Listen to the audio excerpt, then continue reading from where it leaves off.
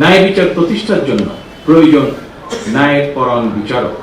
আমি মনে করি জামিন প্রক্রিয়ায় বেইল বন্ড ব্যবস্থা বিচার প্রার্থীদের ক্ষেত্রে বিচার প্রতিষ্ঠার যাত্রাপথে একটি উল্লেখযোগ্য ধাপ। দুর্নীতিমুক্ত, স্বচ্ছ ও স্বাধীন বিচার ব্যবস্থা প্রতিষ্ঠার মাধ্যমে বিচার প্রক্রিয়ায় জনগণের হয়রানি লাঘব করতে সরকার বিচার প্রশাসন ও বিচার প্রক্রিয়াকে সম্পূর্ণরূপে ইলেকট্রনিক ব্যবস্থায় রূপান্তরের অংশ হিসাবে বিচার ব্যবস্থার আধুনিকায়নে বেইল বন্ড পদ্ধতির বাস্তবায়ন কর্মসূচি অব্যাহত রেখেছে এবং যার ফলশ্রুতিতে আজ 7টি জেলায় এই প্রক্রিয়াটি চালু হলো। দেশের সকল আদালতে বেইল বন্ড পদ্ধতি চালু করা গেলে জনগণের বিচার প্রাপ্তিতে বিলম্ব ও বৈষম্য দূর করে ন্যায় বিচার প্রতিষ্ঠার সহায়ক হবে বলে আমরা বিশ্বাস করি। ন্যায় বিচারে বিলম্ব করা মানে ন্যায় বিচারকে উপেক্ষা বা অস্বীকার করা। আমি আশা করি বিচার বিভাগ, কারা কর্তৃপক্ষ এবং সংশ্লিষ্ট সকল প্রতিষ্ঠান আন্তরিক উদ্যোগ নিয়ে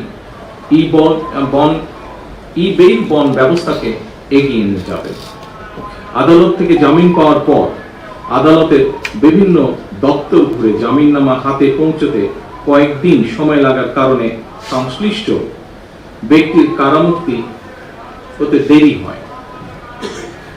এটি আইনের শাসন হলেও ন্যায় বিচার কিনা এ নিয়ে প্রশ্ন করার সুযোগ হয়তো রয়েছে।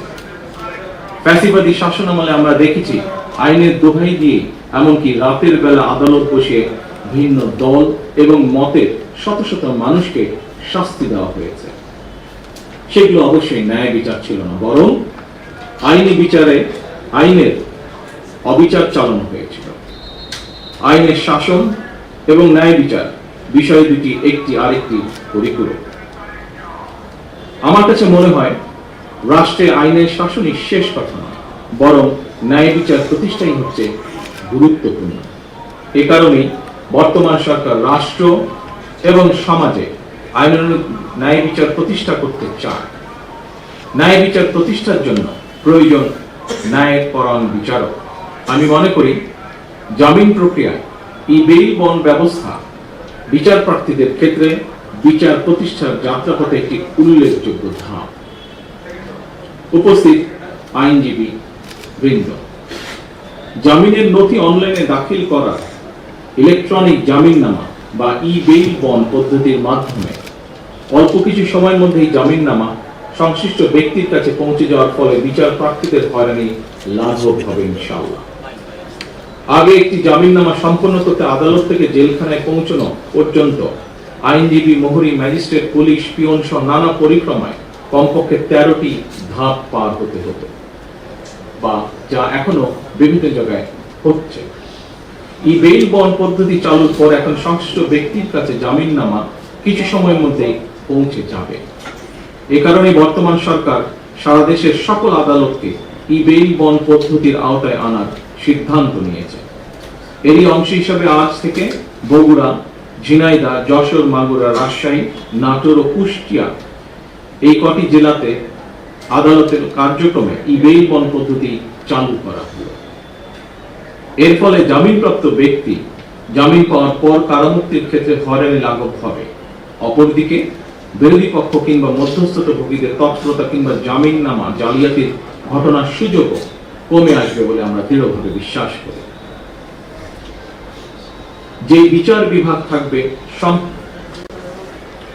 সম্মানিত উপস্থিতিবৃন্দ, একজন বিচারক যেহেতু জামিন আদেশটি যাচাই করে সরাসরি অনলাইনে কারা প্রশাসনের কাছে পাঠাবে, সেহেতু কারা প্রশাসন জামিন আদেশ পাওয়ার সাথে সাথে সংশ্লিষ্ট ব্যক্তিকে কারামুক্তি দিতে সক্ষম হবে।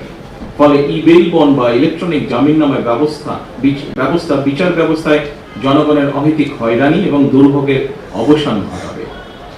বেইল বন্ড সিস্টেমকে পুলিশের CDMS, আদালতের কেস ম্যাজিস্ট্রেট সিস্টেম এবং ন্যাশনাল আইডি কার্ড ভেরিফিকেশনের সাথে যুক্ত করার বিষয়টিও আমাদের সরকারের পরিকল্পনার ভিতরে রয়েছে।